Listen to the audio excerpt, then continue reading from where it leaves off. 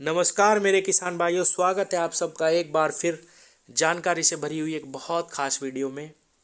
किसान साथियों, आज की इस वीडियो में हम जानेंगे इफ़को नैनो यूरिया के बारे में। इसकी कितनी मात्रा किस फसल में किस अवस्था में हमें इस्तेमाल करनी चाहिए, कितना फ़ायदा ये हमें पहुंचाता है, क्योंकि नया प्रोडक्ट है, अभी सभी किसानों ने इसको इस्तेमाल भी नहीं करा।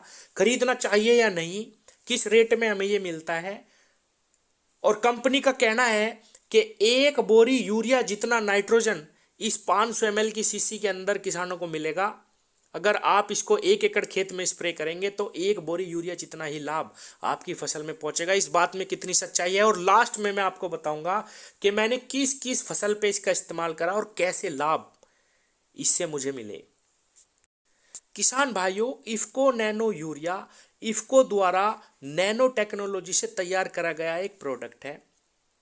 आप इस तरह समझिए, यूरिया के एक दाने के 50,000 हिस्से अगर हम करें तो इसकी एक बूंद तैयार होगी। इतनी जबरदस्त टेक्नोलॉजी से यह बनाया गया है। इसीलिए वैज्ञानिकों द्वारा यह कहा जाता है कि जैसे ही हम किसी भी फसल में 500 ml प्रति एकड़ इसका स्प्रे करते हैं तो हमें 24 से 48 घंटे के अंदर उतने रिजल्ट मिलेंगे जितना हमें एक बोरी यूरिया से 8 दिन में रिजल्ट मिलते हैं।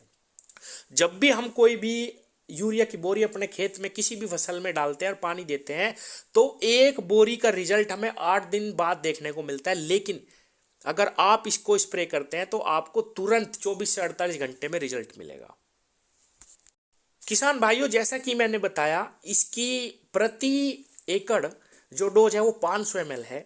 अगर आप 500 ml प्रति एकड़ किसी भी फसल में इस्तेमाल करते हैं तो आपको रिजल्ट बहुत बेहतर मिलेंगे।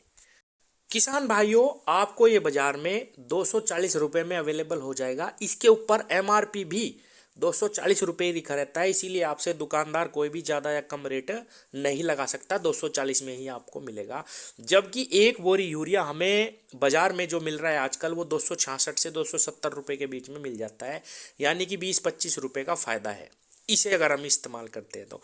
अब आते हैं इसके प्रैक्टिकल पे। जो ये बात मैंने आपको बताई, ये कंपनी कह रही है, ये कंपनी के वैज्ञानिक कह रहे हैं। किसान साथियों, मैंने इसका इस्तेमाल गेहूं की फसल में भी करा, धान की फसल में भी करा, और गन्ने पे, सरसों पे, सभी फसलों में मैंने इसका इस्तेमाल करा। पिछले वर्ष भी करा, और एक बार बिल्कुल श्योर होने के लिए मैंने इस वर्ष भी करा है। किसान साथियों, मैं अपना पर्सनल एक्सपीरियंस बताऊं तो मुझे एक बोरी यूरिया के सामने ये कहीं भी ठहरता हुआ दिखाई नहीं देता। जितना रिजल्ट हमें एक बोरी से मिलता है उसका आधा रिजल्ट भी ये नहीं दिखाता फसलों पे।